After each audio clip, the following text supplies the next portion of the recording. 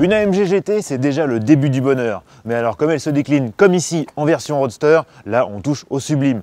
Foncièrement, la recette est la même, une coque en aluminium pour la légèreté, un gros V8 biturbo en centrale avant pour la puissance, et puis quelques petits ajustements esthétiques, à commencer par cette calandre Panamericana pour encore plus de sportivité.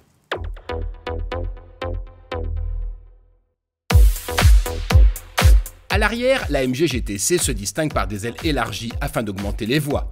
Au passage, elle reçoit également des roues arrière directrices. Côté style, c'est une réussite. La AMG GT Roadster dévisse toutes les têtes, a fortiori lorsqu'elle s'habille en jaune.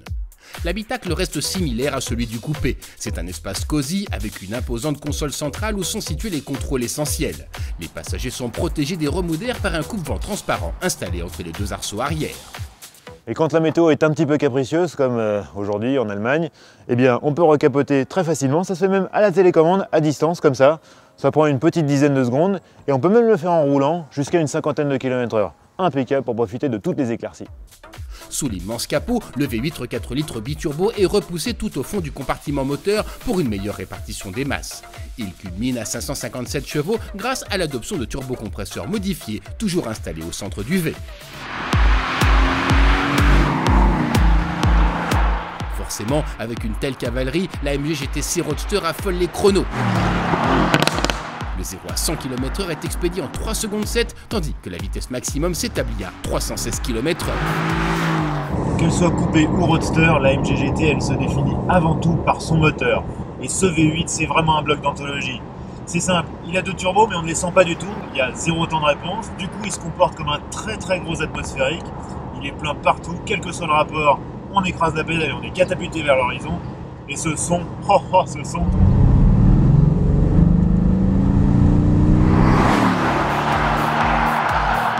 Ces performances de quasi-supercar sont d'autant plus impressionnantes que l'AMG GT-C Roadster fait passer ses 557 chevaux par ses deux seules roues arrière. Mais en cette toute fin d'été qui a des allures de mois de novembre en Rhénanie du Nord, les éléments ne sont pas avec nous. L'air est frais et chargé d'humidité, les routes de ce bois sont glissantes, pas les conditions idéales pour lâcher des chevaux.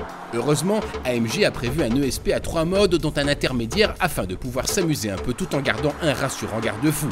Et ce n'est pas du luxe car avec ses 4 roues directrices, le GT-C Roadster est ultra agile, peut-être même un peu trop. En revanche, cette direction, elle n'est pas tout à fait satisfaisante. D'abord parce qu'elle remonte peu d'informations sur le niveau de grip qu'on a sur le train avant. Et ça, quand on a une telle puissance, c'est quand même un peu dommage.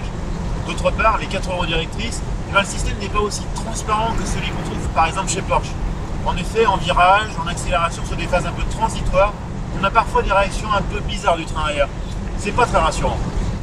La AMG GT-C Roadster est donc une brute, une véritable boule de nerfs surpuissante, un engin bestial au tempérament de feu. Mais est-ce encore une GT?